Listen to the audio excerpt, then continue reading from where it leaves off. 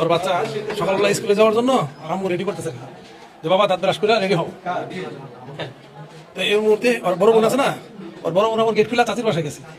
চাচির বাসায় গেছে পরে তো পিছিয়ে পিছিয়ে যে বড় আসছে, 2 মিনিট পরে যে ও আসছে দরজা খুললা, ওর মা খেয়াল করে আমার তো কাজকর্ম করতেছে। তো এই মতো অবস্থায় ওর মা ডাক করতেছে স্কুলে যাও, ব্রাশ করবো না। তো দেখে কোনো শব্দ পাইতেছে না, শব্দ না পাওয়ার পরে ওর মা বাইরে বাইরে হয়েছে।